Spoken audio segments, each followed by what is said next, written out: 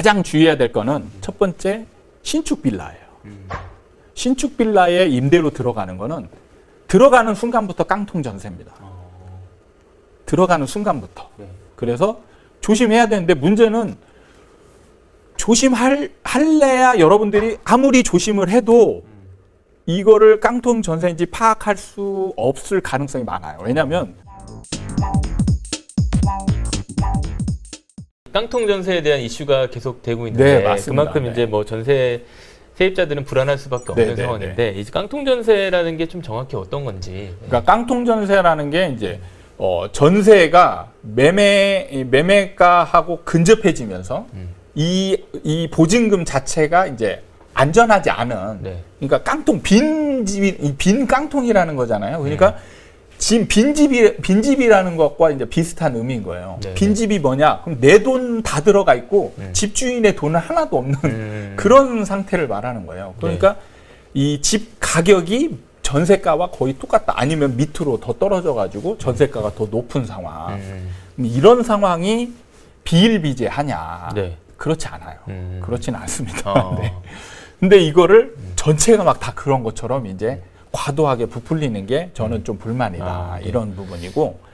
그러면은 이제 구별을 좀 할 줄 알아야죠. 그렇죠. 네, 구별을 할 줄 알아야 되는 게 지금 서울 수도권은 웬만한 집들은 대부분 전세가율이 50%대예요. 50%대라는 얘기는 매매가와 전세가 갭이 굉장히 크다는 얘기예요. 그래서 여기서 하락을 하더라도 전세가 밑으로 떨어질 가능성이 많지 않아요. 그리고 이제 떨어질 때 이렇게 생각을 해요. 뚝! 매매가가 이렇게 뚝! 이렇게 서서히 떨어지거든요. 그러면 전세가와 같이 이렇게 약간 서서히 떨어져요. 그러면 2년마다 교환이 될 수 있잖아요. 그러면은 매매가 떨어지고 전세가 떨어지는 분위기다. 그래서 이게 근접하다. 그러면은 세입자 입장에서 이런 상황이 되면 이제 조금 갈아타는 거를 고려하면 되는 거예요. 근데 여기서 이제 오래 버티다가 이제 매매가가 이렇게 더 많이 떨어져가지고 이제 역전되는 상황 일시적으로. 근데 이것도 사실은 이제 역전세가 순간적으로 일어나긴 하는데 이때의 전세 시세는 떨어져서 낮아져 있는 거예요. 근데 내가 일시적으로 이제 높은 전세에 있기 때문에 그럼 이때 이제 문제는 뭐냐면 새로운 임차인을 맞췄을 때 내 가격보다는 낮은 가격에 맞추면서 임대인이 나 돈 못 돌려줘 이렇게 하는 상황이 이제 가장 두려운 거죠. 그래서 대부분은 이제 보증보험이라는 걸 들잖아요. 근데 이런 거는 대부분 다 보증보험이 들어가지는 거예요. 그래서 대부분 다 안전하게는 이제 돌려받을 수 있어요. 근데 그럼 이제 깡통 전세의 위험이 있는 거는 뭐냐? 가장 주의해야 될 거는 첫 번째 신축 빌라예요. 신축 빌라에 임대로 들어가는 거는 들어가는 순간부터 깡통 전세입니다. 들어가는 순간부터. 그래서 조심해야 되는데 문제는 조심할래야 여러분들이 아무리 조심을 해도 이거를 깡통 전세인지 파악할 수 없을 가능성이 많아요. 왜냐하면 빌라 같은 경우는 주변에 많은 빌라들이 포진해 있어도 거래가 별로 없어요. 거래가 별로 없다 보니까 충분한 시세 분석이 안 됩니다. 그래서 KB 시세나 이런 것들이 안 나와 있는 빌라들이 수두룩해요. 그럼 문제는 여러분들이 아무리 노력해도 거래 사례가 없기 때문에 시세를 파악할 수가 없어요. 그러면 지금 내가 들어가려고 하는 이 전세 가격이 적정한지 여부를 파악할 수 없어요. 근데 이때 이제 가장 주의해야 될 게 뭐냐면 임대인이 그래도 분양을 받아서 개인으로 되어 있는 거는 조금 그래도 조금 어느 정도 이제 그래서 그런 거는 이제 매매가가 등기부등본에 나오잖아요. 매매가 나오니까 매매가 대비 전세가 비율을 이제 봐서 좀 많이 떨어뜨려져 있으면 이런 거는 그래도 안전하다라고 이제 보면 되죠. 갭이 좀 있으면. 근데 가장 주의해야 될 건 뭐냐면 분양이 안 된 건축주가 소유하고 있는 물건을 임대로 들어가는 거는 저는 그냥 포기해라. 여기에서 어떤 사탕 발림이 들어가고 이래도 이거는 거의 속는 거니까. 건축주가 그러니까 소유주로 돼 있는. 네, 그러면 뭐냐면 이 건축주가 임대를 맞추는 거는 건축주가 이 물건을 계속 가져가기 위해서 임대를 맞추는 게 아니에요. 분양을 할 겁니다. 그럼 왜 임대부터 맞추고 분양을 하느냐? 분양을 하는 사람이 실입주가 아니고 투자자한테 팔려고 하는 거예요. 투자자한테 팔려고 하는데 그럼 투자자들이 어떻게 해서 덤비게 만드느냐? 갭을 아주 적게 만드는 거죠. 그래서 전세가를 높게 만들어 가지고 네. 그 전세가에 파는 거예요. 전세가에. 그럼 무피 투자가 되잖아요. 무피. 투자자 입장에서는 자기 돈이 한 푼이 안 들어가잖아요. 건축주는 집을 팔아야 되는데 네. 일단 전세가 많이 껴있는 집은 투자 자본이 적게 들어가니까. 그렇죠. 그래서 이제 그래서 지금 지금 최근에 뉴스에 많이 나오는 게 그 뭐 빌라 막 수백 채 사가지고 나중에 전세금 못 돌려줘가지고 막 그 이제 전세 사기. 다 이런 경우예요. 그러니까 투자자들 한두 사람하고 건축주들하고 결탁을 해가지고 임대를 다 이렇게 그 분양가에 맞춰요. 그 다음에 이 사람이 다 사들이는 겁니다. 그리고 지원을 또 해줘요, 지원을. 그러니까 취득세는 들어가잖아요. 취득세 같은 걸 지원을 해줘서 진짜 무피 투자를 만드는 거예요. 그리고 이 사람은 진짜 올라갈 것으로 이제 기대하고 사는 거죠. 그러니까 자기 돈 한 푼 안 들이고 샀으니까 올라가기만 하면 떼돈을 버는 거잖아요. 수십 채를 막 수십 채, 수백 채를 사들이니까. 그러면 이게 얼마씩 하나당 1,000만 원씩만 올라가도 막 수십억이 되는 거잖아요. 그렇게 해서 사들였는데 이게 안 올라가니까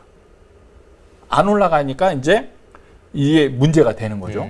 그 다음에 이제 전세 만기가 이제 2년차 도래했어요. 이 중에 한 사람이 나간다고 해요. 그럼 새로운 임차인을 맞춰야 되잖아요. 이 가격에 임차인을 못 맞추는 거죠. 그러면 돌려줘야 돼. 그러니까 못 받고. 그러니까 이제 나는 몰라. 난 내가 돌려줄 돈 없으니까 네가 사가든지 네가 이 돈 그냥 떠안든지 경매를 넣든지 네 마음대로 해. 이렇게 가는 거죠. 배째라 식으로 나오는. 그러니까 임차인들 입장에서는 이런 물건을 무조건 조심해야 돼요. 그다음에 이제 지금 최근에 본 뉴스에 보면은 수도권에 있는 오피스텔이 지금 깡통 전세가 됐다. 근데 될 수 있어요. 오피스텔 같은 경우는 원래 전세를 놓지 않습니다. 월세 상품이에요. 근데 전세를 왜 놓느냐? 임차가 안 맞춰질 때 잔금을 빨리 치르기 위해서 어쩔 수 없이 전세를 맞추는. 그거는 뭐냐면 이제 오피스텔 상황, 매매 시장 자체가 안 좋아졌다라는 거예요. 오피스텔 매매 시장이 좋아질 걸로 생각하고 분양을 받았어요. 분양을 받았다가 3년 뒤에 지금 입주하는데 세를 다 맞출 것으로 기대하고 이제 받은 거죠. 그랬더니 세가 안 맞춰져. 월세가 안 맞춰져요. 그리고 대출이 안 나와. 그러니까 이제 잔금은 치러야 되고 날릴 수는 없잖아요. 그러니까 가장 이제 사람들이 선호하는 전세로. 지금은 이제 전세도 잘 안 맞춰지잖아요. 그러니까 전세로 맞췄어요. 맞춰서 이제 이 매매가가 올라갈 기대했는데 매매가가 안 올라가. 왜냐하면 이제 이런 상황이 벌어졌다는 건 매매 시장이 안 좋아졌다는 걸 의미한단 말이에요. 안 올라간다는 거죠. 그러니까 매매 시장은 고정되어 있어요. 근데 이제 전세가가 그동안에 좀 많이 올랐기 때문에 전세가가 이제 매매가 근처까지 올라온 거죠. 여기에서 이제 정체되어 있는 겁니다. 이게. 근데 정말 이제 오피스텔 가진 사람 중에 급한 사람들, 좀 팔아야 되겠다 싶은 사람은 이제 살 사람이 없으니까 급매물로 팔아야 되잖아요. 그럼 급매물 거래가 딱 찍히면 이제 역전세가 되는 거죠. 전세가보다 낮은 매매가 거래가 되는 거예요. 그러면 이제 이렇게 되면 전세 다음 임차인들도 이 가격에 이제 전세를 안 들어올 수 있는 거예요. 그래서 원래 상품의 특성상 수익형 상품인데 전세를 놨다. 그러면은 좀 위험하다. 그래서 오피스텔 같은 경우는 다행히 좀 시세들이 좀 있어요. KB 시세나 이런 것들이 있으니까 오피스텔 특히 원룸일수록 그 매매가에 근접해 있는 전세는 안 들어가도록 노력을 해야 됩니다. 진짜 이것도 잘 모를 것 같은데 이거 네. 네, 잘 알아둬야겠네요. 네. 네. 또 마지막으로 좀 그런 이제 또 매물을 권하고 파는 네. 중개사분들 있잖아요. 네, 네. 이런 중개사는 좀 조심해라. 이런 거 좀 있을까요? 팁이 좀. 아, 이게 진짜 네. 사실은 구별하기가 어려운 거죠. 아. 작정하고 속이는 사람은 구별하기가 어려워요. 음. 근데 대부분 이제 또 비슷한 유형이 있습니다. 전세 사기를 치는 부동산이 있어요. 네. 예. 그 부동산은 무조건 걸러야 되는데, 제가 이제 이런 얘기를 하면 이런 유형에 속하는 착한 부동산도 이제 또 영향을 받을 수 있기 때문에 예, 이제 좀 조심스럽긴 한데, 문제는 그래도 이제 당하는 사람이 너무 많으니까. 네네. 대부분 어떤 경우에 일어나냐면 오피스텔 같은 이제 집합 건물이죠. 집합 건물인데 아파트는 아니에요. 아파트는 아니고 오피스텔 같은 경우에 부동산이 그 건물에 하나밖에 없어요.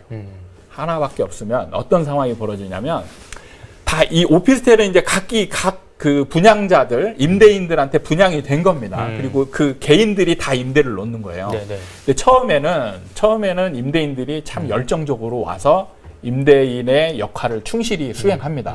그래서 계약 쓸 때 임대인이 와서 계약 쓰고 임차인하고 얘기도 하고 커피도 먹고 이렇게 해요. 네. 좀 지나잖아요. 그럼 임대인이 귀찮아요. 왜냐하면 이게 월세가 작으니까. 나중에 왔다 갔다 하는 비용 그리고 순환이 많아요. 보통 1년도 안 돼서 나가는 집들이 막 수두룩하거든요. 네. 그러니까 이게 와가지고 막 매번 하고 뭐 계약서 쓰고 정말 귀찮아요. 그러다 보니까 이게 이제 작은 금액이다 보니까 여기서 부동산이 잘하네? 그러면은 나중에 어떤 일이 생기냐면 이제 일임을 해요. 위임장 이미 써주고 일임을 합니다. 그러면 이런 집들이 늘어나요. 늘어나는 집이 사기를 치냐? 아니에요. 그건 아닙니다. 근데 부동산 자체가 이제 약간 돈이 부족하거나 돈이 필요한 상황에 처하는 사람이면 유혹이 생겨요. 유혹이 생기는데 어떤 식으로 생기냐면 대부분 다 오피스텔은 월세를 놓는다고 했잖아요. 네네. 그러면 이 부동산 입장에서 이제 임대인을 속이고자 하는 행위가 생깁니다. 자, 전세 계약을 해요. 임차인하고는 전세 계약을 해서 목돈을 받아요. 대신 이거를 다른 계좌로 받는 거죠. 그런 다음에 임대인한테는 월세 계약을 씁니다. 그리고 그걸 보여줘요. 그리고 다달이 월세금을 전세금에서 떼서 줘요. 그럼 임대인은 절대 몰라요. 그렇죠. 뭐 자기는 뭐 절대 받을 돈 받는 거니까. 네. 그래서 임차인한테는 전세 계약을 써서 이걸 하고, 근데 왜 그럼 결국엔 들통날 거 아니냐? 이 사람은 처음에는 그런 생각을 안 하죠. 왜냐하면 일시적으로 이걸 돌려서 일종의 빌리는 거죠. 빌려서 나중에 갚기만 하면 사고가 안 일어나요. 이런 생각으로 접근을 하는 거예요. 근데 이게 처음에는 하나, 두 개였다가 좀 있으면 이게 3개, 4개, 10개, 20개까지 늘어나는 거예요. 그래서 이게 사람이 돌려막기 하다가 이제 자기 힘으로 이걸 진짜 이제 갚을 수 없는 상황이 되면 그때 가서 이제 언제 터질 때 딱 터지면 이게 사기가 되는 거예요. 그러니까 이게 뭐냐면 임대인들이 일임을 하는 부동산이 수 있대. 그리고 원래 수익형 상품, 월세 상품인데 전세를 놓을 경우. 그러니까 여러분들이 이 유형만 알면, 그러니까 일임을 하는데 월세 계약을 해요. 그러면 사기 아니에요. 사기가 일어납니까? 전세 계약일 때 사기가 나는 거예요. 전세.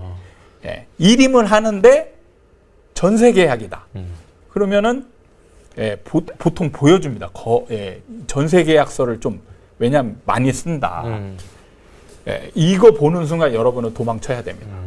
이거는 거의 사기일 확률이에요. 왜냐하면 오피스텔을 전세로 막 놓는, 그리고 일임하는 경우가 많지 않다라는 거예요. 그래서 이런 특수한 경우는 전세 사기일 가능성이 많기 때문에 피하셔야 되고, 그 다음에 신축 빌라를 적극적으로 이렇게 같이 분양하는데 동참하는, 정말 적극적으로 하시는 분들 같이 결탁했을 수 있다. 이렇게 이제 보시고, 근데 이거는 사실 구분할 방법이 없어요. 그렇네요. 이분이 그냥 뭐 사기인지 아니면 진짜 진심에 의해서 중개를 하는 건지 모르잖아요. 그러니까 가능하면 여러분들이 그냥 그 신축 빌라 같은 경우는 부동산을 믿거나 뭐 안 믿거나 이렇게 하지 말고 여러분들이 그냥 형태 딱 건축주가 분양이 안 된 상태에서 임대를 놓는 신축 빌라 이런 거는 그냥 피하시는 게 좋다. 이렇게 이제 이 건축주인지 아닌지는 뭐 띄워보면 알 수 있나요? 등기부등본을 하나만 내 거 호실만 띄워보지 마시고 호실을 띄워보면은 이제 그 이름이 나오고요. 띄워보지 않고 저기만 그 인터넷상에서 호실만 이제 출력하기 전에 검색까지는 가능하거든요. 그러면은 뭐냐면 앞에 성만 나와요. 이름은 X표로 이렇게 돼서 성은 나오거든요. 호실별로. 그러면은 자 이런 경우가 있어요. 건축주가 다 똑같으면 소유하고 있는 게 다 똑같을 거 아니에요. 그러면 이름이 일괄적으로 성이 쫙 똑같은 거예요. 네네. 그러면 이건 이제 의심해 볼 만한 수 거죠. 있는 여지가 충분히 있네요. 네. 네. 알겠습니다. 네, 오늘 말씀 감사합니다. 네.